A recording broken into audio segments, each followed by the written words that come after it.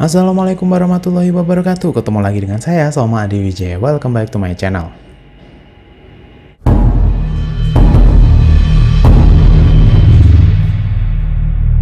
Dan di video kali ini saya akan membahas mengenai suatu barang bukti yang bisa mengungkap suatu pembunuhan, dan barang bukti tersebut bisa menurut saya adalah barang bukti yang tidak terpikirkan oleh orang, tetapi bisa mengungkap suatu pembunuhan di masa lampau. Wow. Kalau kalian penasaran, jangan lupa di like, subscribe, dan share video ini. Dan jangan lupa diaktifin lonceng notifikasinya biar kalian tidak ketinggalan video dari saya. Langsung saja ke videonya.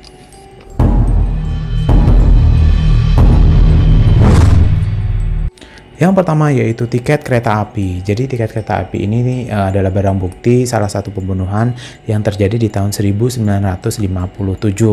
Nah, pada saat itu pembunuhannya melibatkan seorang anak berusia 7 tahun yang bernama Maria Rudolph.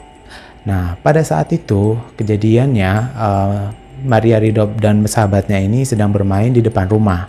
Nah, ketika bermain di rumah itu ada seorang laki-laki bernama Johnny menghampiri mereka berdua. Nah, ketika bermain, sahabatnya Maria ini ingin balik lagi ke rumah karena ingin mengambil barang yang diperlukannya pada saat itu. Nah, ketika balik, Maria dan si Johnny ini itu sudah tidak ada di lokasi, dan pada saat itu Maria dinyatakan hilang. Pada bulan April 1978, tulang belulang dari Maria ini ditemukan, dan ditemukannya itu kurang lebih 160 km dari tempat kejadian. Which is itu sangat jauh ya gitu.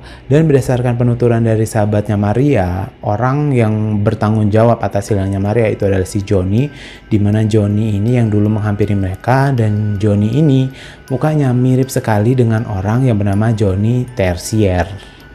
Nah, oleh karena itu sahabatnya Maria mengaku atau meyakini bahwa pelaku pembunuhannya itu adalah si Johnny Tertier tersebut. Tetapi ketika diwawancarai, Johnny Tertier ini berhasil mengelak karena pada saat itu dia mengaku bahwa dia dalam perjalanan ke Rockford untuk melakukan pendaftaran menjadi staf militer seperti itu, sehingga ya polisi tidak menaruh kecurigaan karena dia ada perjalanan pada saat itu. Nah, di tahun 1993, orang tua dari Johnny Tertier tersebut, orang tua dari Johnny loh ya ini, menginginkan kepada berbicara kepada kakak dari Johnny Tertier untuk mengungkap lagi pembunuhannya sebelum orang tua Johnny ini meninggal, karena orang tuanya meyakini bahwa Johnny itu terlibat dalam pembunuhan tersebut. Oh my god, orang tuanya Johnny loh ini. Jadi orang tuanya Johnny ini menginginkan pembunuhan dari Maria ini diungkap lagi, sehingga nanti akan tahu apakah Johnny memang terlibat dalam pembunuhan itu atau tidak. Tetapi orang tuanya ini meyakini bahwa Johnny terlibat dalam pembunuhan itu. Nah, itu adalah pesan sebelum orang tuanya meninggal. Karena ada pesan tersebut, maka saudara dari Johnny Tertier ingin melaporkan lagi ke polisi untuk melakukan penyelidikan lebih lanjut. Di tahun 1993 tersebut, di bulan yang berbeda, ada seorang wanita yang menuju ke kepolisian dengan membawa foto di tahun 1957, dan dia mengaku bahwa sebagai mantan pacar dari Johnny Tertier. Kemudian dari pengakuannya, dia menemukan adanya foto anak-anak di tahun 1957 dan juga tiket kereta api yang masih utuh dan tidak digunakan. Hal ini dibuktikan dengan adanya tiket kereta tersebut itu masih utuh, tidak ada sobekan sama sekali, dan juga tidak ada stempel. Nah, dari pengakuan mantan pacar dari Johnny Tertier tersebut, maka terbukti bahwa Johnny Tertier pada saat itu adalah pelaku pembunuhan dari Maria Rudolph. Nah, oleh karena itu si Johnny Tertier ini dihukum seumur hidup di penjara, dan juga ini adalah merupakan kasus yang terlama diungkap oleh kepolisian Amerika Serikat.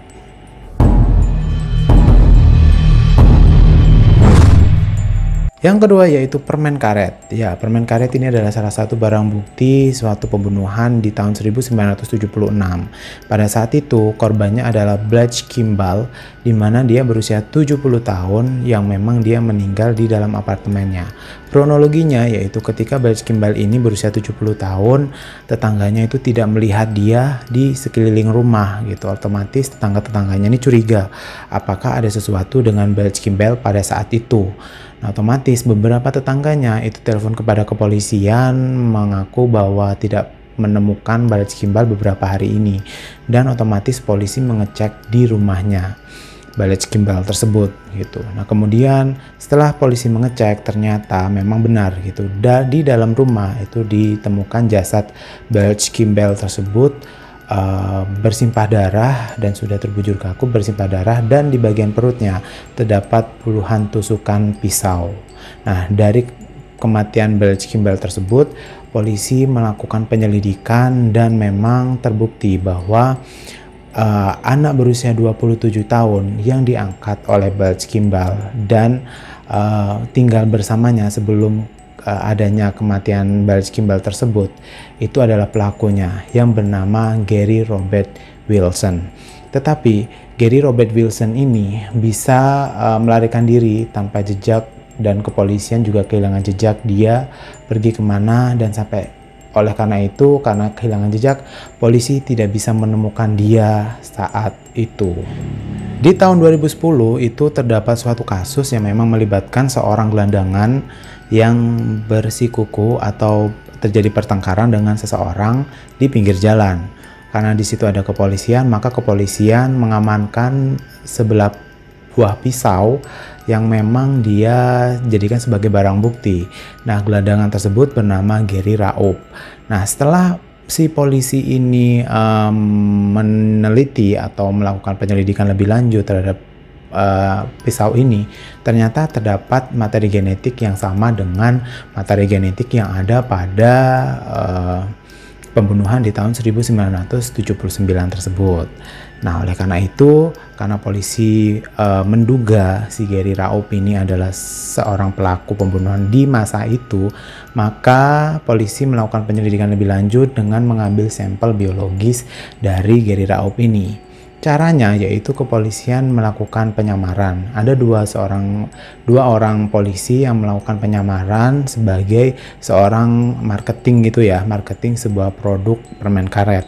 Dan polisi tersebut menawarkan permen karet, dan polisi berhasil mengambil bekas permen karet yang dikunyah oleh Gary Raup tersebut. Nah, dari bekas permen karet tersebut, polisi bisa melakukan penyelidikan lebih lanjut untuk mengetahui materi genetik Gary Raup. Dan benar saja, Gary Raup yang pada saat itu sudah berusia 60 tahunan, dia memiliki materi genetik yang sama persis dengan Gary Robert Wilson, pelaku pembunuhan Balej Kimbal di tahun 1997. Jadi 79 maksudnya. Jadi ini adalah salah satu pengungkapan kasus di mana permen karet berperan serta gitu ya sebagai barang bukti yang sangat kuat untuk melakukan penyelidikan dan mengungkapkan suatu pembunuhan gitu. Oleh karena itu, Gary Raup dihukum seumur hidup di penjara hingga saat ini.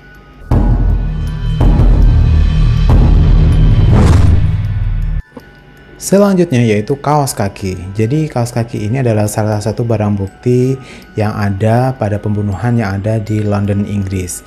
Pembunuhan ini melibatkan satu keluarga korban dari seorang miliarder yang keturunan India yang bisa sukses di London seperti itu, bernama Amarjit Konan.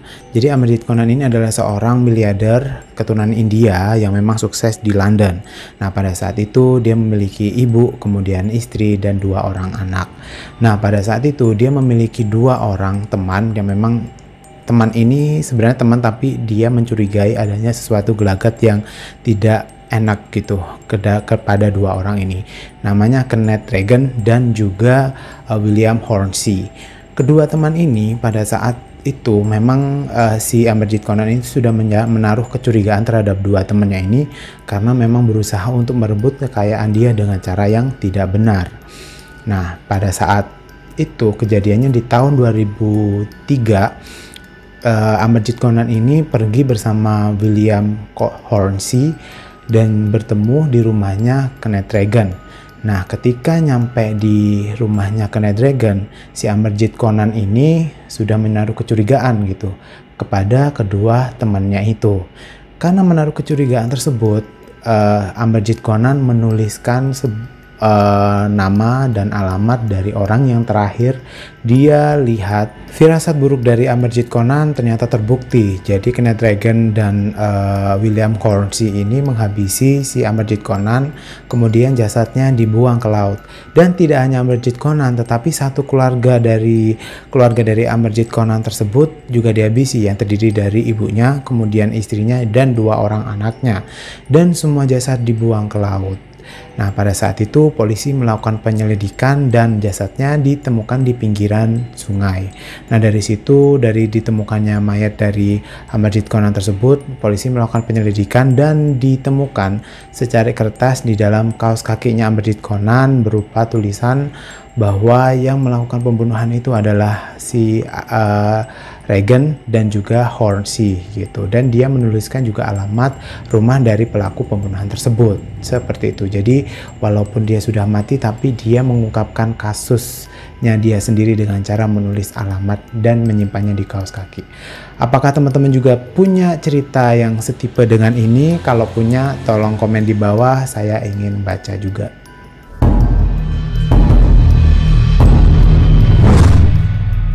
Selanjutnya yaitu kacamata. Jadi kacamata ini adalah salah satu bukti kuat yang didapat oleh kepolisian ketika mengungkapkan suatu pembunuhan berantai. Pembunuhan ini dilakukan oleh Louis Garavito. Louis Garavito ini adalah seorang pembunuh berantai yang dia korbannya rata-rata berusia 6-16 tahun dan semuanya laki-laki. Dari pembunuhan tersebut, dia membujuk korbannya dengan cara mengiming-imingi uang, hadiah, kemudian pekerjaan. Nah, dari suatu kejadian tersebut, polisi menemukan suatu lokasi di mana di sana terdapat banyak sekali mayat-mayat anak laki-laki. Nah, dari tempat lokasi tersebut, polisi melakukan penyelidikan dan ditemukanlah sebuah kacamata. Nah, di beberapa bulan setelah itu Louis Garavito ini ditangkap oleh polisi karena dugaan adanya pemerkosaan terhadap remaja. Nah, pada saat itu polisi melakukan penyelidikan kepada Louis Garavito dan melakukan penyelidikan juga dengan kondisi matanya. Ketika dilakukan penyelidikan, ternyata kacamata yang ditemukan di dekat kumpulan mayat anak laki-laki tersebut sama dengan kondisi mata dari Louis Garavito pada saat itu. Dan Louis Garavito merupakan orang yang indikasi kuat yang membunuh para remaja sebanyak 138 orang tersebut. Dan ternyata benar, pada saat itu Louis Garavito diinterogasi dan dia mengakui kesalahannya bahwa dia yang membunuh 138 anak remaja berusia 6-16 tahun. Oh my god. Dan Louis Garavito ini dilakukan penyelidikan dan hukuman mati diberikan kepada Louis Garavito karena tindakannya. Jadi kacamata guys, kacamata ini adalah salah satu bukti kuat yang bisa mengungkap pembunuhan berantai yang dilakukan oleh Louis Garavito.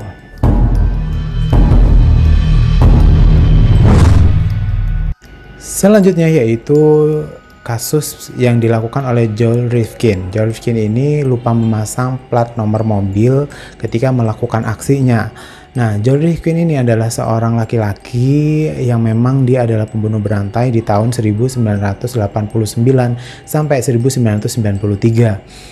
Jadi Joel Rifkin ini sudah menghabisi kurang lebih 17 orang gadis dan juga dia melakukan pembunuhan berantai di masa itu di sekitaran wilayah New York dan Long Island, Amerika Serikat. Nah, dari pembunuhan tersebut Joel Rifkin terakhir ditangkap karena dia adanya kecerobohan dari dia sendiri karena dia lupa memasang plat nomor di mobilnya. Ya iyalah, kalau seumpamanya ada seorang pengendara mobil tidak ada plat nomornya otomatis ditilang lah ya gitu. Tapi Joel Rifkin ini dia mengelak adanya kepada polisi dengan cara dia tidak mau berhenti ketika ditilang, tetapi dia langsung menggas mobilnya dan polisi melakukan pengintaian terhadap mobilnya dia. Dan Joel Rifkin pun dia bisa diberhentikan oleh polisi dan diperiksa mobilnya oleh polisi.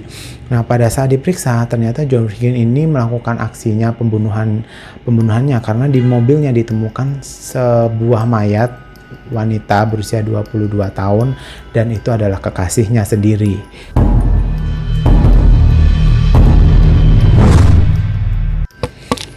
Segitu dulu video dari saya, mudah-mudahan bermanfaat dan juga mendapat hiburan lah minimal ya gitu. Dan saya minta maaf apabila ada salah kata dalam penyampaian di video ini. Dan juga jangan lupa di like, subscribe, dan share video ini dan komen apabila ada masukan dari teman-teman untuk membahas sesuatu. Dan juga jangan lupa diaktifin lonceng notifikasinya biar kalian tidak ketinggalan video dari saya.